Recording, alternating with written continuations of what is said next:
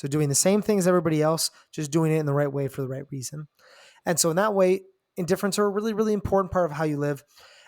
Welcome to Stoic Conversations. My name is Caleb Ontiveros. And I'm Michael Tremblay. And today we're going to be talking about indifference, a central concept in Stoicism. I think it's one of the fundamental concepts that relates to the Stoic ideas of virtue and happiness. So it's really a central one. And Michael put together a structure for this conversation that we're going to go through. So I think after this conversation, you should have a strong grounding, or at least moderately good understanding, I should, of what indifference are, and answers to some common questions, confusions that people have about the concept. Yeah, we're aiming for moderately good here. That's what we're that's what we're going for. Yeah, I wanted to talk about indifference because two reasons. I mean, if most people listening to this are probably familiar with this, but this is the idea of in Stoicism, there's things that are good and bad. That's just your character. Everything else, or almost everything else, as we'll see, is an indifferent. Those are the things that aren't good and bad, but they're neither good nor bad. They're indifferent. And so that's most things, right? That's going to be health, pleasure, pain, your reputation, your wealth, your social relationships. Those are all going to be in the category of indifference. So these things make up the bulk of your life. Understanding how to navigate them well makes up the most of what we do. Most of what we do on a day-to-day is make decisions about indifference, about which ones we should pursue and which ones aren't worth pursuing, which we should give up, why and how. So that's like probably 80% of our decisions are based around that. The other thing though is that good character comes in making these decisions around indifference. So the Stoics will say, virtue and vice, that's good and bad. That's what matters, your character. But what is your character but just, choosing to help your friend instead of betraying them to make more money? Choosing to be just in how you distribute wealth or your possessions, choosing to be kind to another person, which is how you take up your time, even though it's not the most fun thing to do, maybe. So we show our virtue, we show our good character and how we make use of indifference. So both confusing, but then also this core idea. So I thought it would be fun to talk about. Yeah, Anything else absolutely. you want to add before we jump into it? No, I think that's a solid intro. Let's jump into it. Cool. So the way I wanted to frame it, first I wanted to talk about the Stoics' three value categories. So when we talk about indifference, it's a really confusing thing if you don't situate it in the way that the Stoics thought about value. Because what we're going to call indifference, or what the Stoics are going to call indifference, most people are going to think of as being good or bad. But the Stoics talked about value in a very different way. They talked about good and bad in a very different way. So we've got to clarify that. So I would say the Stoics had three types of value. First, there was good and bad. That's the kind of highest, most intense type of value. Then next, there are indifference. And then there's this third category, which I might call something like total indifference. And those are things, so indifference, they can be preferable. You can sometimes, there's a reason to prefer one over the other. And there's a reason to pursue ice cream over a punch in the face, unless you have a different reason. But then there's this third category of total indifference, things that don't make any difference at all. And so I want to start with good and bad. So no indifference are good and bad. This is the most extreme value category. And these things have, I would say, four key features that define what are good and bad. So first, good and bad things have a necessary value. And here's a quote by Sextus Empiricus. He says, the Stoics define the good as follows. Good is benefit or not other than benefit. So the argument here is that the Stoics make is that if you're going to call something good, a good thing always benefits. And the contrary statement, a bad thing always harms. So when we talk about good and bad things, these things are necessarily, a good thing is necessarily beneficial. It's necessarily good. And a bad thing is necessarily harmful. It's necessarily bad. And so because of this, good things are things you should always choose. They're things you should always want, and bad things are the things that you should always try to avoid. You don't need other information. You don't need more context. You don't need to do a utilitarian calculus. Good things are always good for you. Bad things are always bad for you. So that's that idea of necessary value. One way to think about it is the Stoics are looking to define what's fundamental about the good and the bad.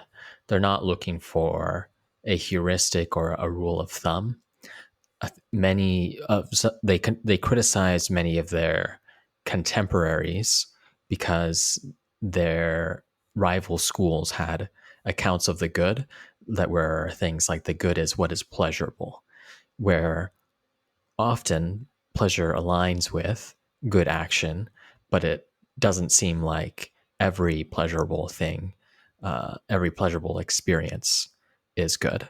Pleasure that is had for people who experience pleasure at the suffering of others or something like this. Like there's nothing good in that pleasure. So the Stoics sort of going to cross that off the list of possibly good things. They're trying to look for what's fundamentally good. What's that ultimate thing that one should be pursuing that is unconditionally good. They're not looking for rules of thumb or anything of that sort. Yeah, I think that's a really good way of putting it. So you can kind of start with this idea of like, it's a very philosophical way to start. Okay, we're sitting alone in a room.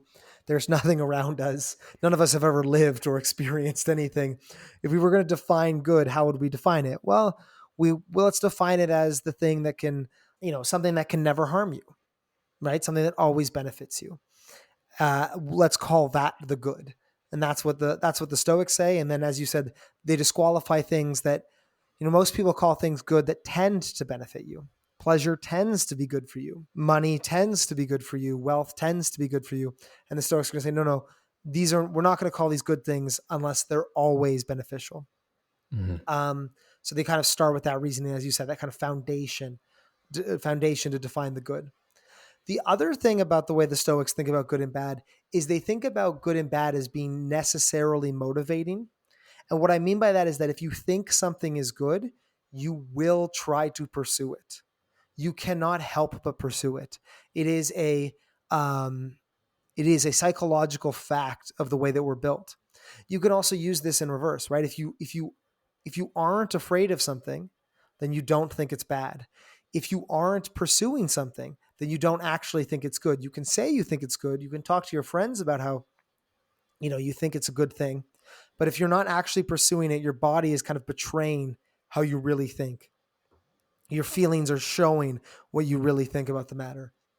And there's a quote here by Epictetus. One thing that we received some email from a listener talking about how they would like us to source our quotes more so they could follow along or pause and listen. So that's something I'm going to be trying to do more of, especially when we get to Epictetus, Seneca, and Marcus Aurelius. That's something that I'll try to do more because I think those are ones that are a bit easier to follow along, a bit easier to get to the source of. So here's a quote here from Epictetus. This is his Discourses, Book 3, Chapter 3, lines 2 to 4. Epictetus says, just as it is every soul's nature to assent to the true, dissent from the false, and suspend judgment in reference to the non-evident, so it is our nature to be moved towards the good and feel aversion from the bad. Once the good appears, it immediately moves the soul towards itself, while the bad repels the soul from itself. A soul will never refuse a clear impression of the good. So that's just what I was saying straight from the source. Your soul, your mind, your feelings, however you want to think about it, you will be pulled towards what you think is good. That's something about it. So if you don't desire it, basically, you don't think it's good. If you're not afraid of it, if you're not averse to it, you don't think it's bad. So that's that second feature. Necessarily beneficial and harmful was number one. Number two, necessarily motivating. Right, right. Anything? Yeah. Yeah, that motivation maps onto the Stoics view that's often called intellectualism. This idea that if you have knowledge about what is good, then you will pursue it. If you know that a given thing is evil, then you will avoid it just because of that knowledge, that state of mind. And that also explains why it's so important to think well for the Stoics, because if one thinks well and sees things as they are, then one will be motivated to live well, to pursue the good and avoid what's bad. Yeah. So like in other words, if what you value is all messed up, your feelings are going to be all messed up. If what you think about what's good and bad is broken, distorted, incorrect, misguided, then you'll have broken, distorted, misguided feelings, motivations, desires. So there's that really strong connection. Absolutely. The third feature of the good and the bad is that they're very few in number.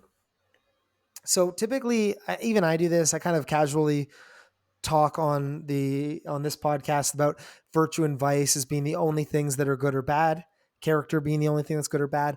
This is not technically true, or at least there's some evidence that it's not technically true. Stobias lists true friendship as something the Stoics say can only benefit and thus is a good. But the caveat there being that true friendship is something that only the sage can experience, only the already virtuous person can access. But the point is, look, if you define things as things that can only benefit you and or only ever harm you, there's never a case where this is a bad thing. There's never a case where you shouldn't choose this when you won't choose it. Um, then you end up with a very, very small list of things, you know, virtue, vice, and maybe friendship with another person. Maybe you add once you're already a good person yourself, so your friendship is like a pure one. Maybe one or two other things, but it's a very, very small list.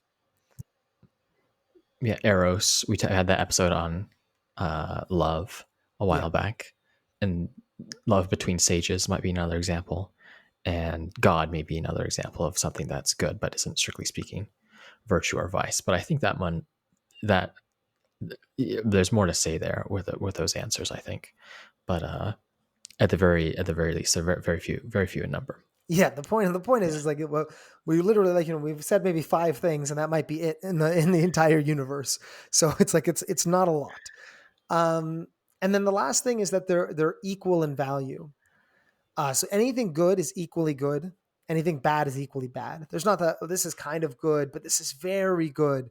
You know, friendship is kind of good, but virtue is more good. No, there's no discussion like this in Stoicism because it not only do things necessarily benefit, but they necessarily benefit the same amount, I suppose. So there's no kind of gradation there. This is a quote by Diogenes Laertius. I'll be quoting a lot from his book Seven. Is on the Stoics. Diogenes is this maybe this kind of historian of all these different ancient Greek philosophers. So we go back to him a lot for evidence on what the Stoics thought. And Diogenes says the Stoics hold that all goods are equal and that every good is choice-worthy in the highest degree and does not admit of relaxation or intensification. That's just a fancy way of saying this. You can't have a 2 out of 10 good and an 8 out of 10 good. Everything is a 10 out of 10 good. And you can't have an 11 out of 10 good. They're all 10 out of 10. So there's no hierarchy of goods. If it's a good, they're all the same. So with taking those together, necessary value, all goods must benefit you, and all bads must harm you. Necessarily motivating, all goods must be, you must pursue them if you recognize them to be good, and all bads you must avoid them if you recognize them to be bad. There's very few good things and bad things in the world, and all good things and bad things are equally good or bad. That's how they think about that. Yep. Nice. Um, and I think making to add a little more detail to that last one, this idea that all good things are equally good, I suppose the Stoics would say you're either exhibiting virtue or not. You're either acting with vice or not, and you don't need to go into details about or rank off different ways of acting with virtue. Instead, one is simply called to be virtuous in a given situation, and that's it. Yeah, that's a good way of putting it, right? Like a perfect action is perfect, even if it's just helping one person, or it's you're Marcus Aurelius and you're helping the entire empire. a perfect action is a perfect action. The Stoics love these metaphors about like, a straight line is straight, and then if it's crooked, it's equally crooked no matter how crooked, and it's equally straight no matter how straight. You can't get straighter than straight, right? Um, and so that idea of, and you think of that about friendship, right? Like a perfect friendship. It's not like, well, my friend is funnier than yours, or we've known each other longer. It's like, I don't know. There's no A perfect friendship is a perfect friendship.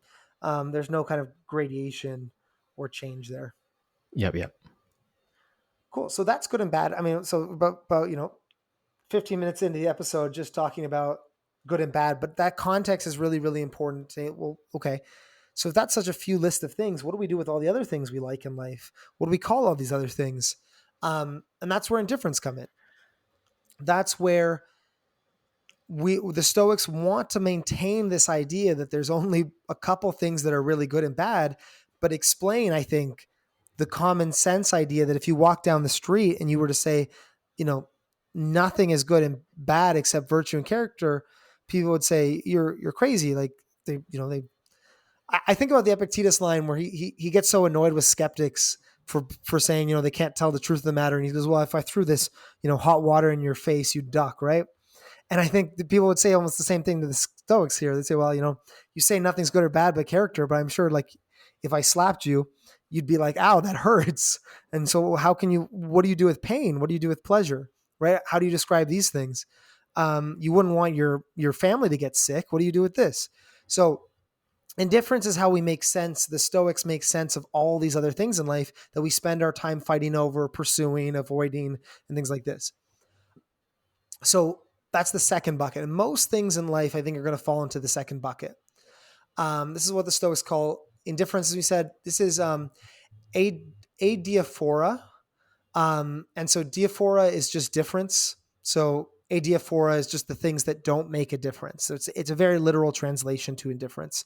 One thing I think that's an important distinction is that an indifference doesn't mean we should be indifferent towards it. I'll get into that, but it just doesn't mean they're the kinds of things that we shouldn't care about.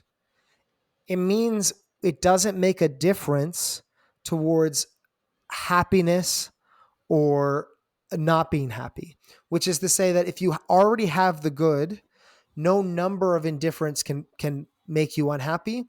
And if you're not happy, no number of indifference can make you happy. So it doesn't make a difference to good and bad is what the Stoics mean by that. So I'm going to do the same thing I did before, which is the key characteristics of the indifference, the same way I talked about the key characteristics of what's good and bad. So the key characteristic number one, I would say, is that while good and bad are always good or always bad, indifference are those things which are disposed to a certain value. So I would say disposed towards being preferable or not preferable, dispreferred. But what should be chosen can and will differ depending on the context. So I'll provide another quote here by Diogenes Laertius, book 7, lines 101 to 103. So this is Diogenes' overview of the Stoics on indifference. He says, the Stoics say that some existing things are good, others bad, and others are neither of these.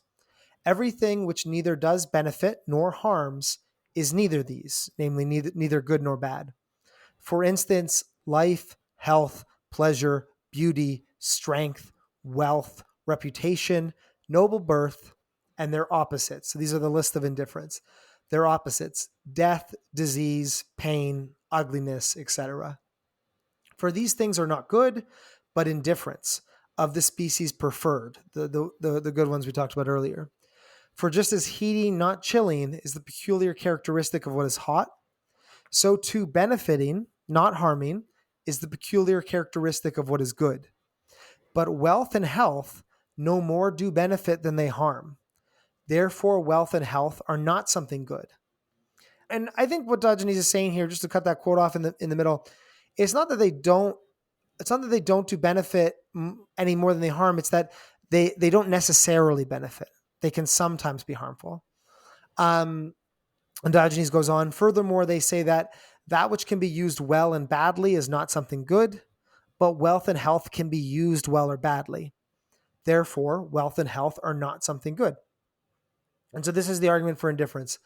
As we said before, they're neither good nor bad. Some are preferred, some are dispreferred. Preferred is things health, wealth, pleasure, strength, and dispreferred are their opposites. But we can't call them good and bad because of the reasons we talked about earlier about what good and bad are. They don't necessarily benefit, and they can be used badly. Is another argument that we didn't talk on before. But good things can't be used poorly, but preferred indifference can be used poorly, just like dispreferred indifference can be used well. So that was a lot. So anything to add or thoughts on that passage? It is a clear explanation from Diogenes Laertius, but there's still a lot there. So we should get to this next point, and then I think Cool. that will open things up for other analogies or examples and so on.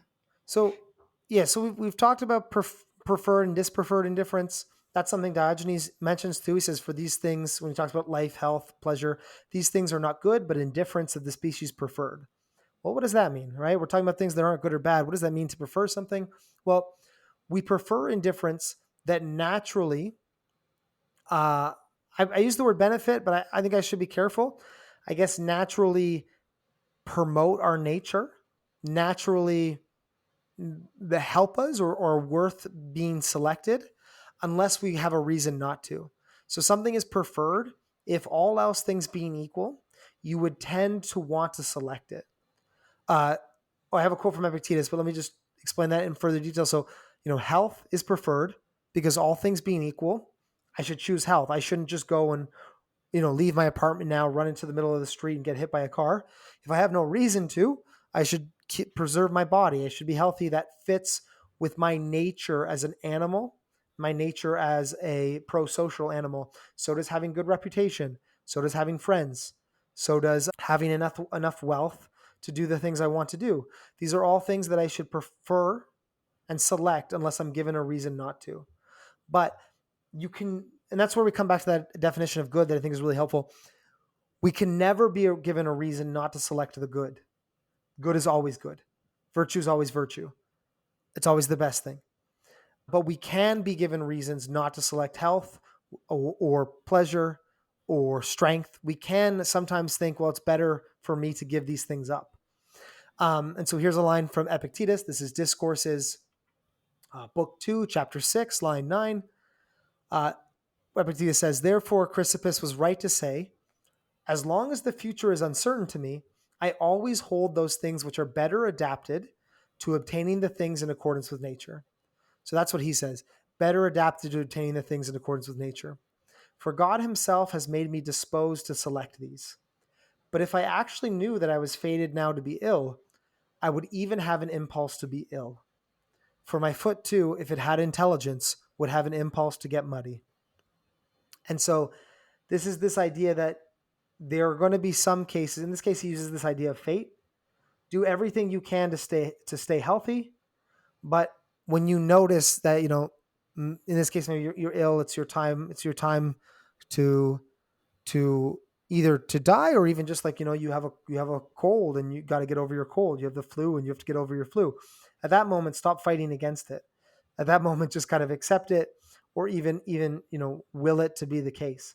And that's a moment where we should almost select these things. Illness is a hard example, but if you think of something like reputation, don't go around insulting people, don't go around getting a bad name for yourself. But if standing up if telling the truth or standing up to a bully is going to get you a bad reputation, well then yeah, you should do that, and you should get the bad reputation. You should give up that preferred indifferent. You should select the dispreferred indifferent of a bad reputation, because that's what it takes to have good character. And so that's the idea, I think, of preferred and dispreferred. Mm-hmm. Yeah, it's interesting because I think on one hand, the Stoics have a very clear rule set they give to practitioners about what to do. Always do what's virtuous, avoid what's vicious. Always be the virtuous person, avoid being the vicious one, and that never changes. In that way, it's a very clear philosophy. that provides a structure to life. But then once you ask that question, how does one be virtuous? This whole world opens up where the Stoics don't prescribe as a simple hard and fast rule, like never do such and such, always do such and such. At least not very many of those rules for living well. Instead, that's where they might turn more to rules of thumb or heuristics, like the thought that many of these things are preferable. Indifference, that means you have some reason to pursue them in most circumstances, but you're always weighing between many different factors in making a given decision. So there aren't going to be, say, as many hard and fast rules or unbreakable rules in Stoicism as there might be in other life philosophies. Yeah, I think you hit the nail on the head. It's very clear where it's clear, and then it's pretty ambiguous where it's ambiguous. And I think the reason they don't, I mean, Epictetus talks about this. We talked about this a lot in our discussion on role ethics. I think the reason why they don't prescribe things is they're aware of things being culturally relative. A lot of this Stoic idea is this idea of being cosmopolitan, which is being, your polis, your city is the universe. Your identity is as a rational animal. And there are certain things that a rational animal is disposed towards: health, uh, good reputation, good social standing, strength, uh, and but the actual content of how those come to be are going to be culturally specific. Mm-hmm. And then on top of that, um, so you can't say things like, exercise this many times a day, or, when you go to dinner parties, wear this and say this. You can't say these things because reputation is going to be culturally specific. What it means to be strong is going to be culturally specific. Um, so you're almost left with these general principles of what constitutes a good life, and then there's this overruling principle of like, oh, and by the way, if any of these come into conflict with good character, always pick good character. If any of these, if the way to be more virtuous is to actually choose to be weak and hated, well, then be weak and hated. So it's like this. So it leaves a lot of work for you in terms of interpreting in your particular situation. Yeah. I think that's just realistic. I think something that a lot of people are looking for in a philosophy of life is that it provides guidance, and Stoicism does. It says, be virtuous, live according to nature, but um, in a sense, it's sort of like a game or mini competition where, if you're playing a given game, you know what you're supposed to do. You're supposed to win. But most games are don't have a certain rule set that you can always follow to win. It's going to depend on who your opponents are, who you are, what the circumstances of the given game are going to be. And you often need to figure out what those are going to be, what your moves are going to be for yourself. And philosophies or people trying to sell you on how to play a given game, promoting a simple absolute rules, are often also sort of missing the boat, even if they're providing that guidance a lot of people are seeking. Yeah, I mean, well, I think I don't want to get bogged down in the skill metaphor because I find it so interesting. I could spend time there, but I think that's a great example of like, I think good teaching, when I teach a martial arts or I teach a skill, it's this idea of, it's these heuristics, right? It's like, when in doubt, get back to good positioning. When in doubt, keep your hands up and protect your head. And that's like kind of the way I feel like indifferents are. It's like, when in doubt, choose the preferred ones, but don't be afraid to break these rules if you have a good reason to. And you have to kind of develop the skill by practicing and being intentional with how you live to perceive when it's time to break those rules or not. Um, and this, I think, brings us well to the next part. So I'm trying to make this contrast with good and bad, right? So good and bad. So if good and bad was necessarily beneficial or harmful, indifferents are typically, worth selecting. And typically the kinds of things that, are in accordance with nature unless you give a reason otherwise. So it's softer. The other idea is that if good and bad are necessarily motivating, indifferents are not. So that means that they're not necessarily preferred are not necessarily desirable, and dispreferred are not necessarily uh, to be avoided. Sometimes you Hmm. actively want these things, right? Like if you end up in a weird situation where, I like the reputation example, right? It's like you want to, if you're around a bunch of terrible people, you actively want to be disliked, and you should start pursuing to be disliked because something's gone wrong if you're respected and and treated well. So in some cases, you actually desire the dispreferred and different, not just accept it. Like Epictetus was talking about, well, if I notice I'm ill, I'll be okay with that. Like you might actually pursue it and be like, I want to be, I want to be the least popular person in this room because I disagree with the characters of the people in this room. So there's not this necessarily motivating aspect to either of these. It depends on how you think about it. It depends on how you can decide to value a dispreferred indifferent, and you could decide to want to avoid a preferred indifferent. Can't do that with good and bad. Your brain necessarily wants what's good and necessarily avoids what's bad. Yep. Yep. The next connection, so if good and bad is very few in number, well then indifferents are very high in number. Diogenes provides a list: life, health, pleasure, beauty, strength, wealth, reputation, noble birth, and then all of its opposites. So I would say that most things, most external things people value would fall into this category. Caleb, you and I were debating a bit before we started the episode, which is like, well, would something like a fancy car, would that count as an indifferent, or does an indifferent have to connect with our human nature in some way that a car doesn't? But I think a car is a tool.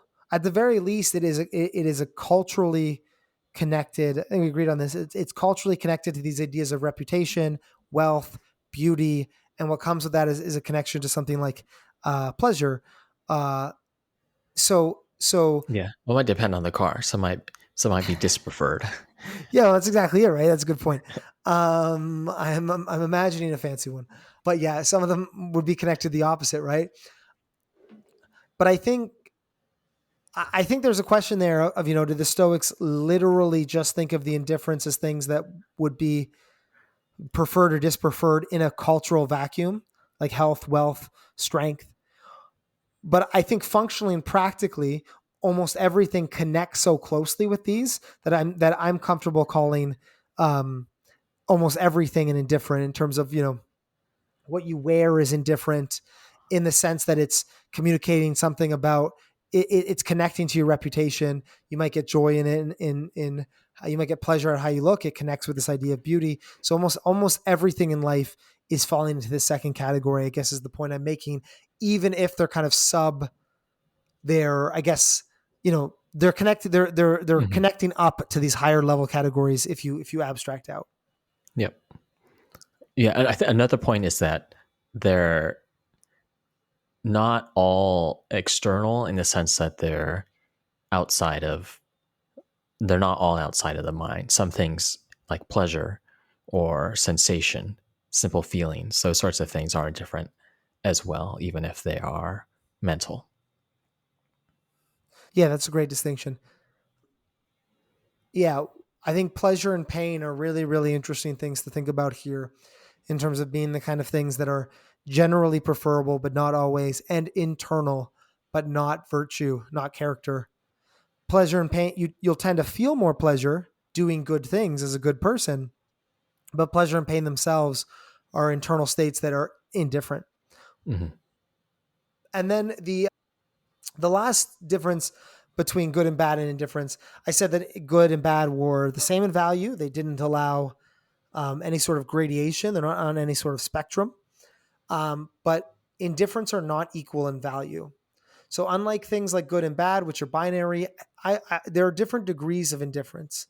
Some are more neutral, I would say, and some are more like some are closer to being in the neither good nor bad. Some are almost always good. So they can differ in terms of how often they'll switch categories, I guess I would say, or you know, you could say a dispreferred and different, they differ in intensity, and that some of them, like death, you're going to select in very few instances, where some of them, like Maybe a bad reputation, you're going to select a bad reputation in many more instances than you're going to select death and illness, right? You might select poverty in more instances, in many more instances again than something like death and illness. So I think they differ in that, and then so that I think is a different in intensity, and then obviously in the particular instances, the particular indifferent you're acting upon can connect with that category more or less strongly, right? So you can have something that is a small insult to your reputation, and then you could have a moment that's a great insult to your reputation. You could lose a little bit of money, or you could lose all your money. You could gain a little bit of money. You could have a paper cut, and you could have a terrible amputation level of pain. So they allow for both. I think the categories vary in terms of how preferred or dispreferred they are, and then I think the instances in which you encounter them have more or less intensity. And I think those are the two ways in which they differ. Which again, we were saying good and bad doesn't. If you're doing a virtuous action, it doesn't matter if you're literally. The Stoics will get made fun of for this. It doesn't matter if you're literally walking across the street virtuously. You're a sage just taking a step with the right amount of courage and temperance. That is just as virtuous as the sage saving someone's life. The Stoics they got made fun of, but they were really adamant about this no degrees. That's not the case in indifference. There's a ton of different degrees and intensities here. Right. And that's what enables people to decide between them, is that they have different levels of degree, and indifference themselves might be weighed in a different fashion. Just as you say, finances versus life, reputation versus pleasure, and so on. Yeah, they often bang up against each other, and I often frame the. I mean, I was framing this conversation a lot about virtue. You raise a good point because it's framing a lot about virtue versus, well, sometimes you'll accept reputation if it means doing the right thing. You'll accept a bad reputation, but sometimes you're just weighing different indifference against each other, as you said, right? Sometimes, it's going to be you might take a difficult manual job and it's going to be bad for your health, but it's going to make you a lot of money. And there you're making some sort of exchange. I don't think it really has anything to do about virtue at that point. You're making an exchange between indifference. And that's a kind of an interesting question, an interesting calculus about how to live. The final category I think was worth raising just out of interest, because not everything the Stoics cared about. There's what's good and bad. That's the first category. Second category was indifference. And then the third category, I would say, are what I called total indifference. And this is a third category that often gets neglected.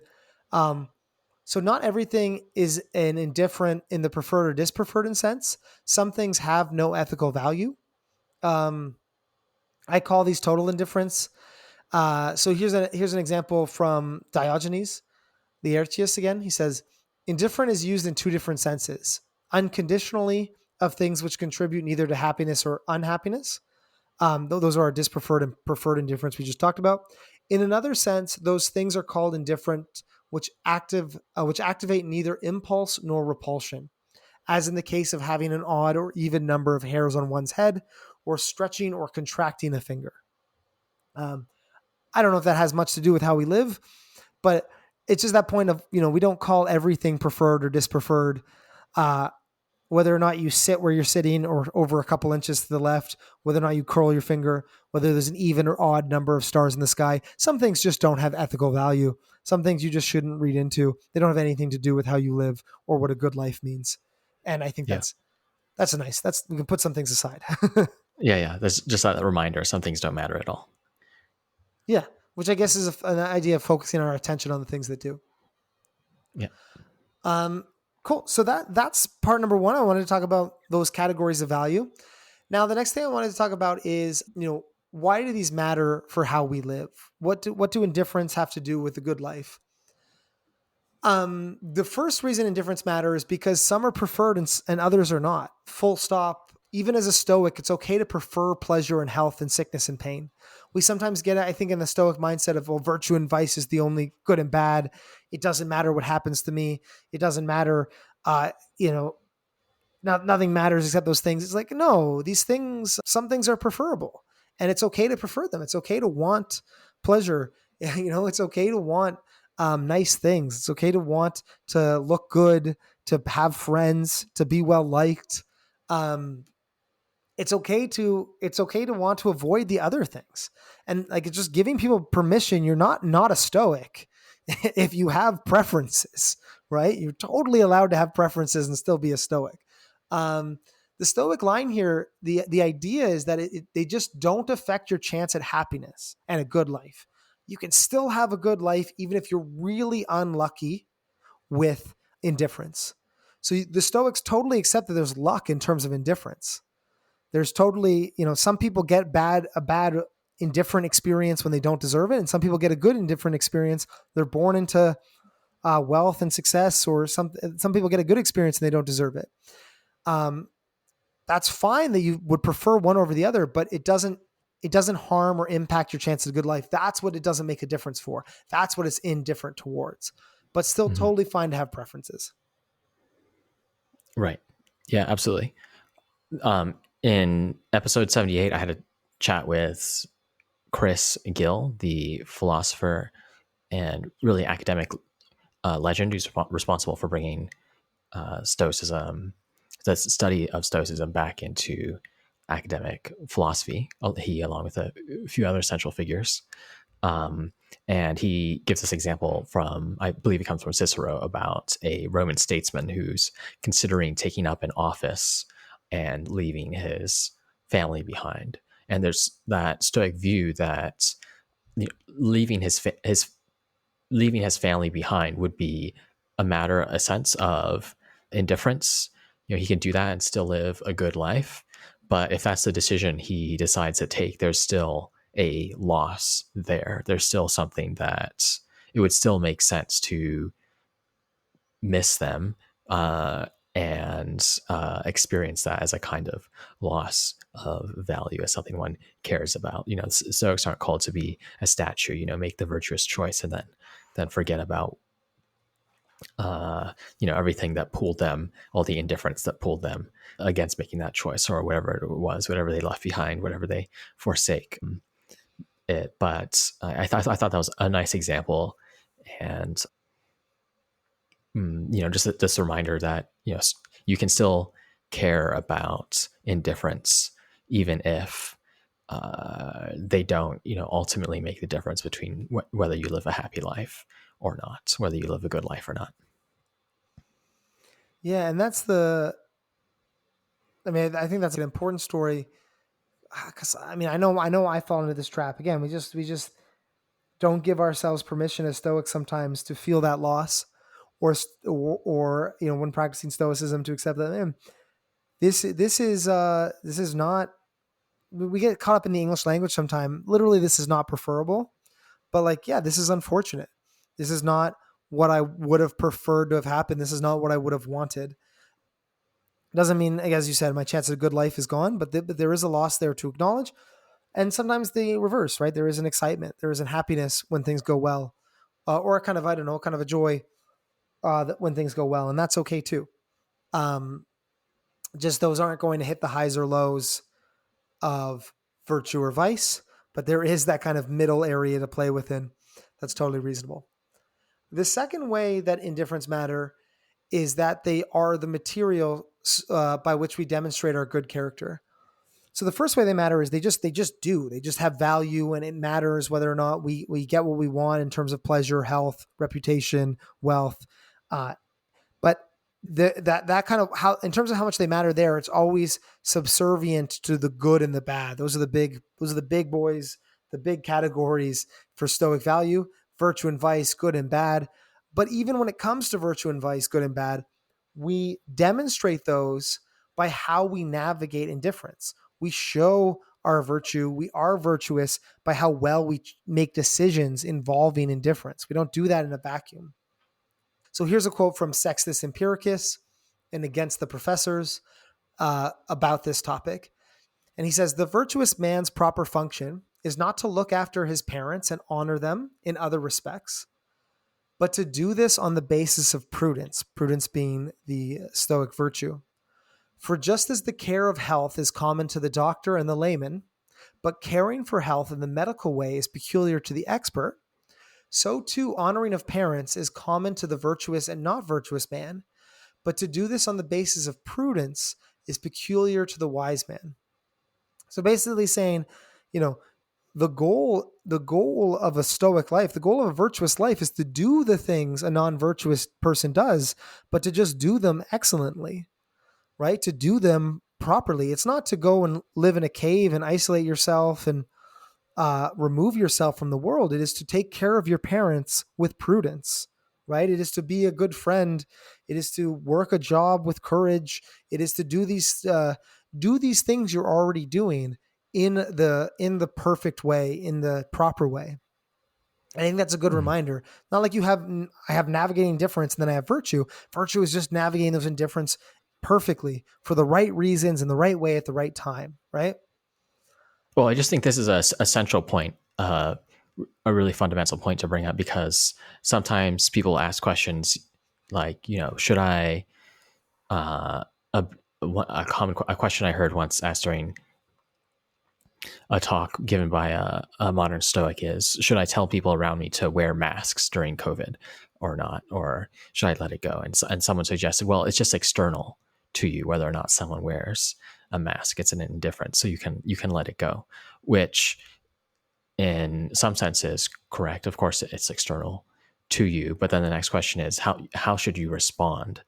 And merely just saying that it's an indifferent doesn't explain, doesn't mean that one shouldn't do anything with it. Just as we mentioned, it doesn't mean that one shouldn't care about it. The main question is, okay, now how are you going to respond to it? What are you going to do? What choices are you going to make with respect to it? And purely pointing out that something's external doesn't answer that question. Yeah, you don't want to let it go. You want to recognize, and the Stoic idea is that you would recognize that your happiness does not depend upon it, but your happiness depends on responding to it correctly. It doesn't depend on the behavior of the other person, but it depends on responding to it with virtue, right? It's I mean, just as you said. So I think that idea of like, yeah, I see that sometimes on message boards too, Stoic message Mm-hmm. boards. It's like hey, this person did this thing to me, and somebody's like, well, why do you care? It's external to you, and it's like, well, that's not really the point, is it? You're not really giving stoicism a fair shake by just telling them to forget about it. Or someone will post and then somebody will respond something mean, and then someone will say, well, don't say that mean thing to me. And they go, well, why do you care about their comment? Their comment was external to you. And they go, this just seems like nihilism or something, which is not what the Stoics are after, right? It's not, well, what do you care if your parents aren't taken care of? That's external to you. It's like, no, you take care of your parents well. That's what virtue is about, right? Or maybe, but again, it's not about these necessarily rules. Maybe you don't because of a specific circumstance where they don't deserve it or it's not the right thing. But it's how do I do this? How do I do this well is always the question, right? How do I do it with Right, the right. virtues? And so the metaphor I think of here is the skilled athlete or the artist and their tool. So a painter is an amazing painter, I suppose. Even if you don't give them a brush, it's something you could say of them. But they really show off their skill when they have material. They're really in they blossom when you give them a brush and you give them paint. Same thing with a soccer player. You give them a soccer ball, you give them a field. They can really show off what they're made of. Indifference are those materials. Indifference are those tools. They're they're what you work from to show off your virtue. I'm not saying that in kind of like a reputation way, like look how great I am kind of way, but just in terms of um, there's something excellent about virtue in action, and you do that by using indifference well. Yeah, yeah, yeah, absolutely. Yeah, in a way, they're unavoidable, right? Just what it is to be human is to make decisions about your impressions of indifference. It's to make those choices between pleasure, pain, relationships, reputation, and for the Stoics, developing courage, justice, discipline, and wisdom through everyday decisions um, and circumstances. I do like the line that the Stoic is just an ordinary person who does the ordinary in an extraordinary fashion. Yeah, Just where did you get that from?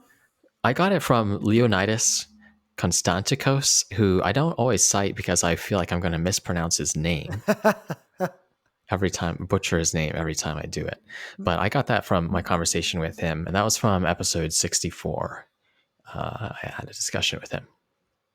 Yeah, great. And I think that's I sometimes that quote resonates with me, sometimes it doesn't. But I think in this moment it really resonates, which is this idea of when you become a when you become virtuous, when you pursue good and bad, it's not rising above, it's not transcending, it's not lifting into a different plane.